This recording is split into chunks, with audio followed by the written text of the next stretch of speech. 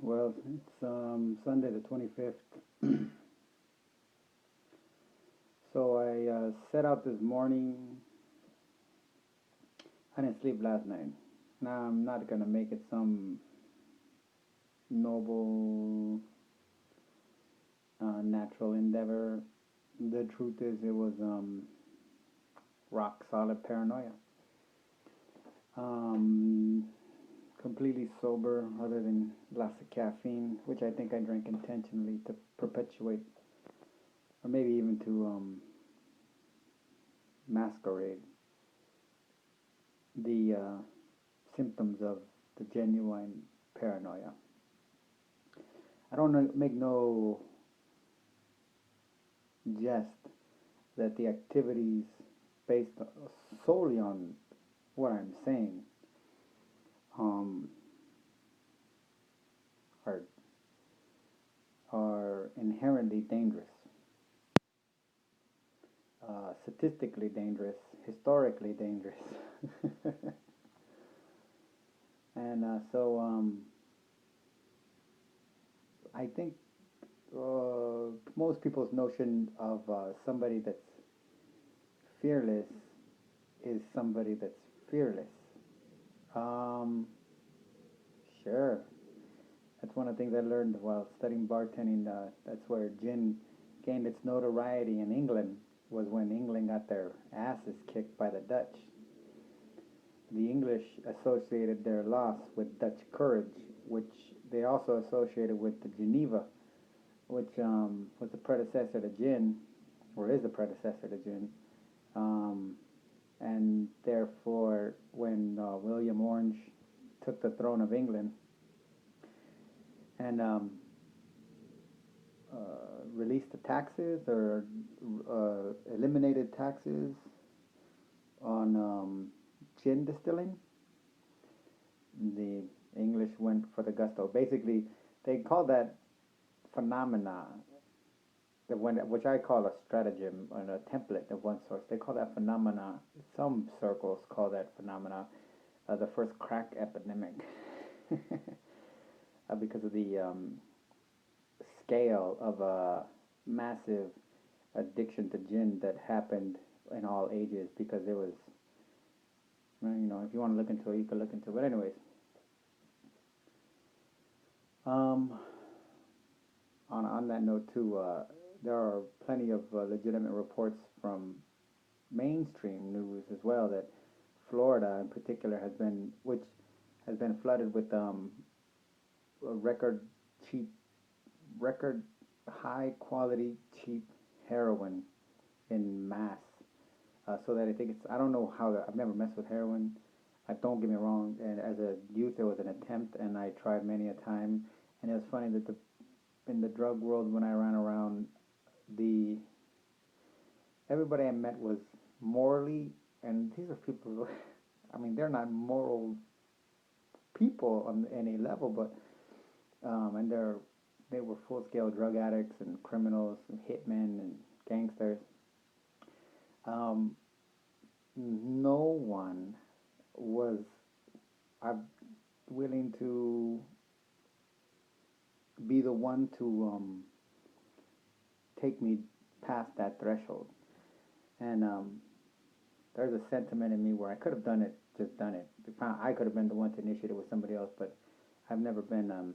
Maybe because of the absence of a father, I always looked for someone to lead me down the path or something like that. So without it, I just I don't know if waiting was the right word, but I guess at that time I thought about it as waiting. But um, and it goes too with the well documented retaliation against the Panthers in Oakland, where the FBI coordinated with the mafia, using its ties with informants in order to flood the communities that the Panthers had the most influence, which J. Edgar Hoover, according to recently released COINTELPRO documents, noted were the greatest threat to America, national security, not communist. Well, they were promoting Mao, which I think is horrific delusion of theirs, but because to me Mao is an anagram of manufactured American organization. And I think when the American power structure continues to disintegrate under not just the American, but the NATO. Let me clarify that. As the NATO power structure disintegrates under the weight of massive economic, environmental, and species epidemics like cancer rates and birth defects and whatnot that civilization has brought to a level that it's not even possible to wrap your head around. It's impossible. But as that happens, Mao and Stalin will be likewise categorized or listed along with Saddam, Mubarak, Hitler,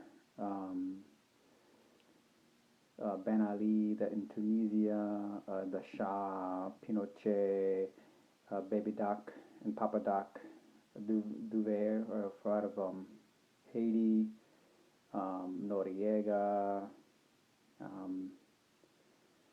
and generally the guy from Uganda, the last king of Scotland, and the current Good Luck Joseph, currently in Nigeria, and the war criminal president of the Democratic Republic of Congo, the DOC, which interest me enough, catered an event that he was at for one of his son's high school graduations that was held right here in Bel Air,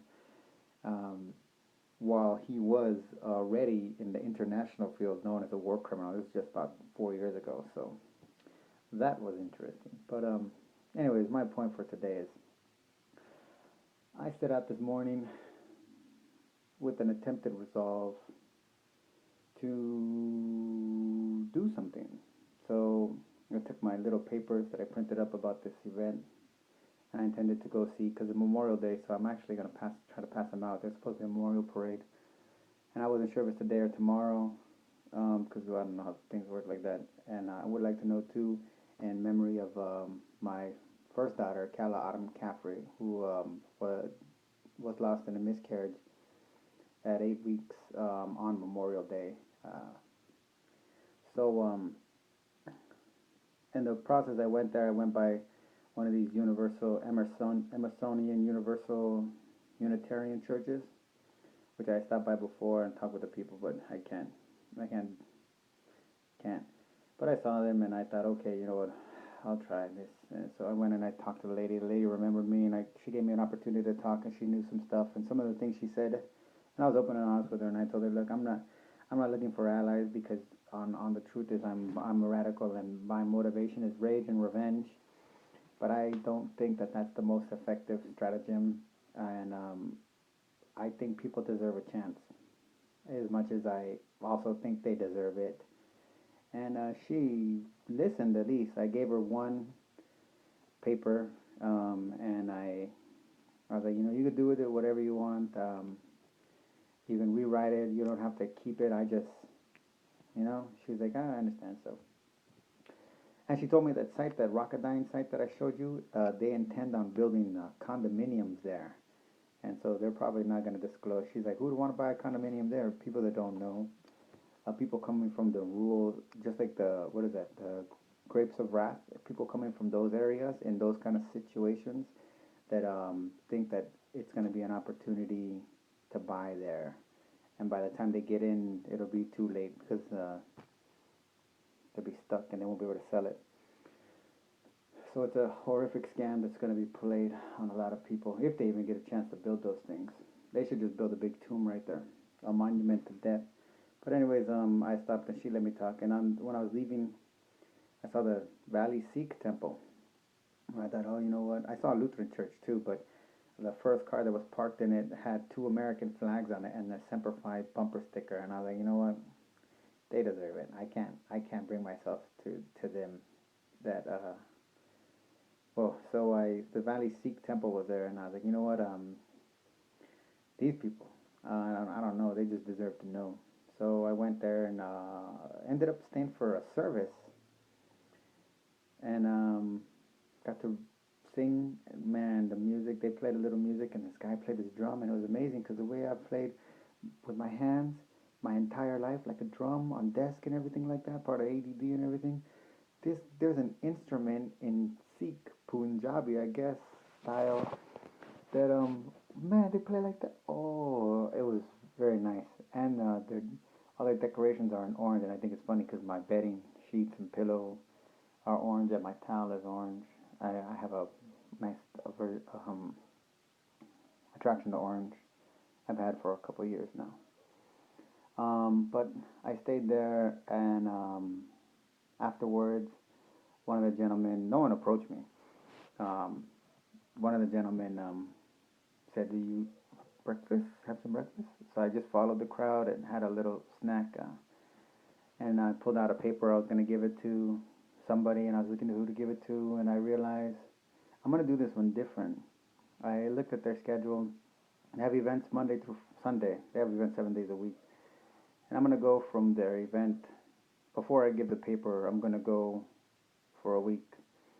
I'm going to participate in whatever scale I can. And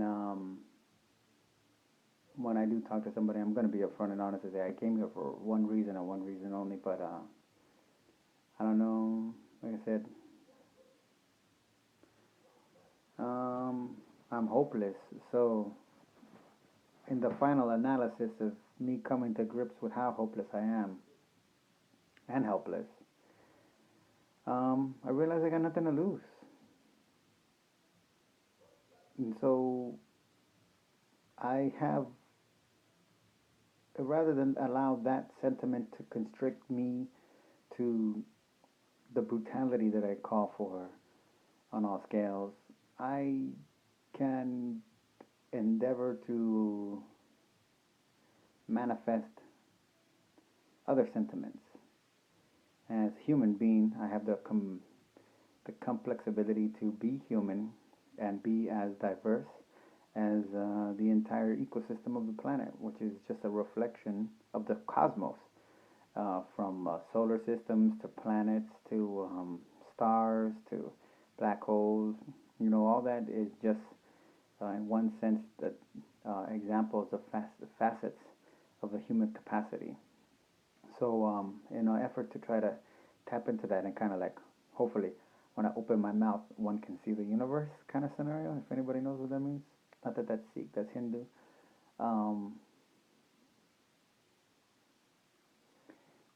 what do I got to lose?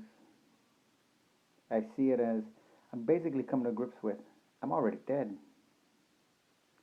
I'm really dead inside. You guys don't, I don't even know how I can convey this. I'm really dead inside.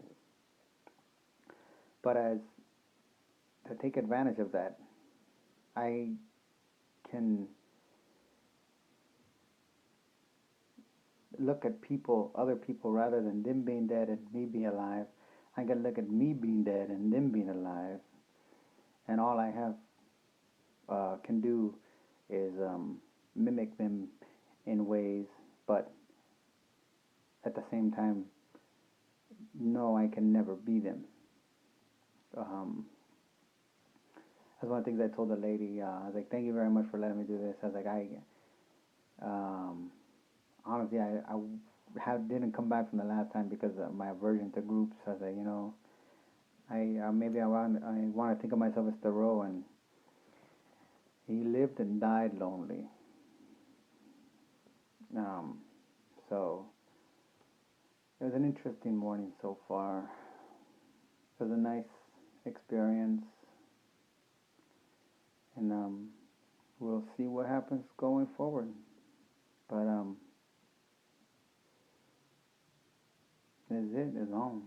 And I would like to say I trolled through every video that I could find of General Stanley McChrystal online, and I posted my